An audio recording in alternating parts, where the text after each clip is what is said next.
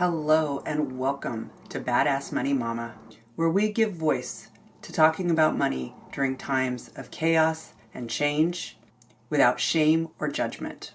Life is complicated and messy, but there's no reason why talking about money needs to be. Today's question calls from a listener I'm calling Borrowing to Breathe. And while her situation is unique, the challenge she poses, getting buried in a financial mess during a life catastrophe, that's something I see way more than people talk about. So here's her letter. Dear Badass Money Mama, I've been stuck in a 2-year contentious divorce that just won't end. We've failed mediation twice, can't agree on a parenting plan or child support, and now everything is stalled because my still husband has filed for bankruptcy. I've emptied my savings, borrowed money from my parents, and now I'm relying on credit cards to cover my legal fees. I work full-time and make a decent salary, but it feels like I'm constantly overspending or out of money. I'm struggling to get a handle on my expenses, but I have all these costs and fees that pile up each month this divorce drags on. How do I figure out my budget and tackle my debt so I can rebuild my life even while this legal nightmare won't end? Sincerely, Borrowing to Breathe. Okay, first, BB, if you're listening, I want you to breathe, Mama. I want you to take a deep breath in through your nose, hold it at the top for a beat, and then release it slowly through your mouth. You need to remember to continue to take time to breathe, relax, and take care of you. That will give you the capacity to create space to approach these problems from a more grounded and authentic space. And that may be a space that's hard to access right now, because for the last 2 years you've been caught up in this messy divorce, you're solo parenting, you're carrying a huge emotional load, and unfortunately, the road ahead is still obscured by the uncertainty of your current situation. So let's name that current situation. You've been living with and surviving a storm of financial trauma. And trauma clouds our judgment and can impair our ability to make sound decisions. Just like the warning label on a bottle of medicine that's going to knock you out, don't operate heavy machinery or make big decisions while under the influence of this drug. In this case, we want to avoid making long-term financial decisions from a place of panic and overwhelm. So we're going to slow things down, BB, and take this one step at a time. Getting your finances back on track in this situation isn't really a budget problem or even a numbers problem. This is a divorce plus bankruptcy plus solo parenting storm that's more akin to a Category 5 hurricane than the normal weather. And if you've ever been in a storm or a hurricane, you know that if your house is damaged, you can't rebuild while the storm is still raging on around you. You have to wait for the storm to pass, assess the damage, and then begin rebuilding from there. And even though the situation is dragging on far longer than you'd like it to, your primary role right now is the same. You need to survive until the winds calm down. So even though borrowing money, using credit cards, and leaning on family isn't where you'd like to be ideally, the reality is, with this divorce still ongoing, you don't have the information that you need to make long-term financial decisions just yet.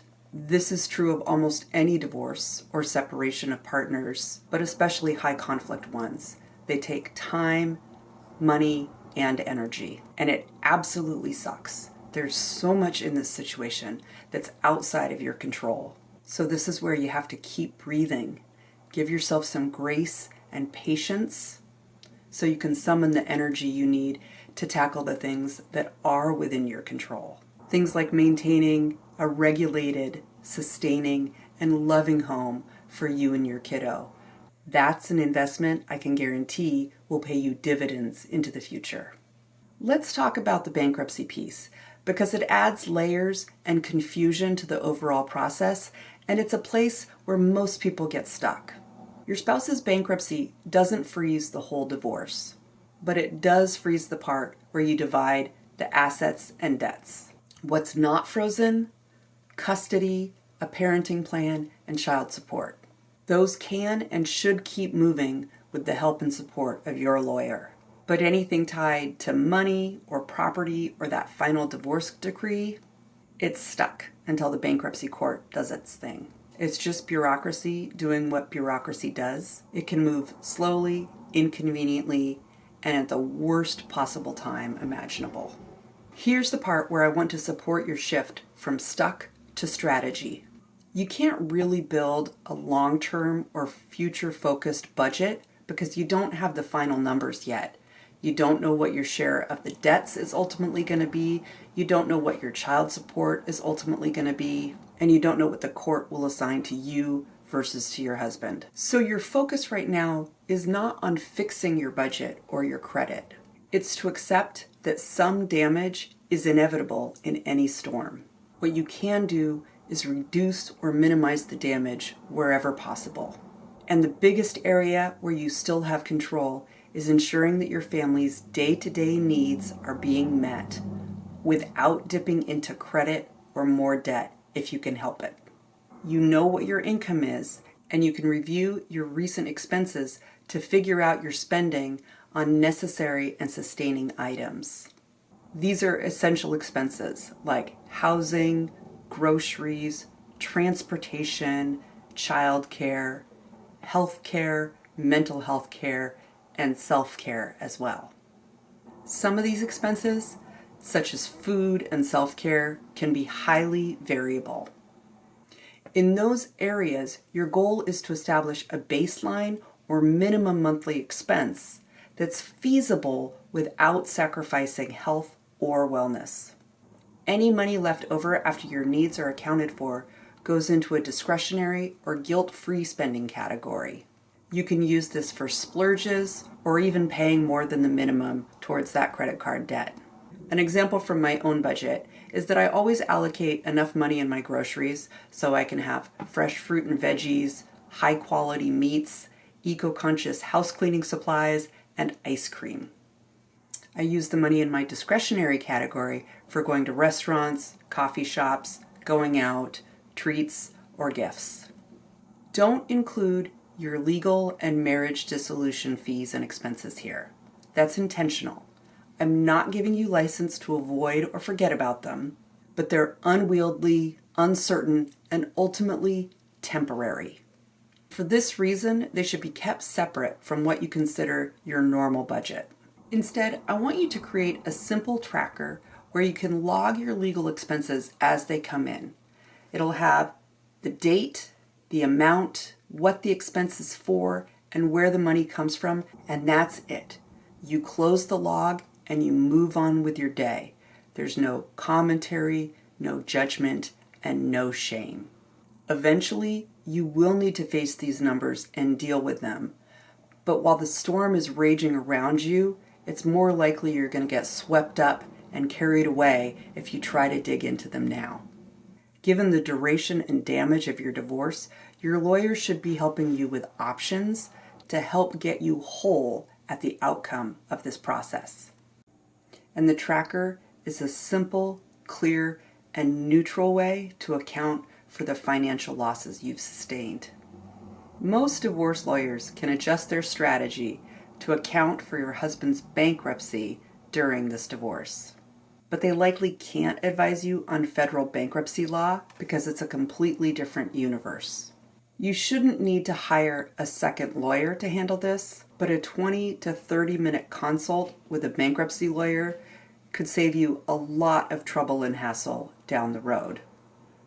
They can answer some key questions that your divorce lawyer may not be able to, such as, am I on the hook for his debts? What assets and accounts can the bankruptcy court touch? Do I need any special language in the divorce decree to protect myself? The good news for you, BB, and I want you to hear this, is that there is an endpoint. The divorce decree is the moment that everything stabilizes. You'll have final numbers for your income, child support, debts, legal fees, and you'll have a finalized parenting plan. This is when the skies will clear and you'll finally be able to see your financial future again. And that's when you get to shift from survival mode into rebuilding. In that time, you can work on building a truly resilient and future-focused budget, building your savings, repairing your credit, and mapping out your own long-term plan based on what you need and want for your future. That's the work we'll do once the storm is over. I wish with you that we could fast forward and jump straight to the rebuilding phase right now. But until then, you've got steps you can take and tools you can use to steady and stabilize your situation. Since you're still in the middle of all of this, again, give yourself grace and patience. You're not going to be able to tackle this all at one time. Instead, keep breathing and ask yourself, what feels reasonable and doable right now? Take something you can do today or this week, and little by little, you will make progress and things will get better. I want you to know with every fiber of your being that you're not dealing with this debt because you're impulsive or irresponsible. You're borrowing to give yourself the ability to breathe and function while you're in the middle of a storm that would flatten most people. You are still a loving and capable parent, and you're still moving on and moving your life forward. That says more about you than any balance sheet or credit score ever will. Thank you so much for listening to Ask a Badass Money Mama. If you're in the middle of your own financial storm, whether it's divorce, debt, burnout, or just life being life, you don't have to navigate it alone. Ask me a question in the comments or using the form linked in the show notes, or go ahead and book a clarity call with me for personalized support.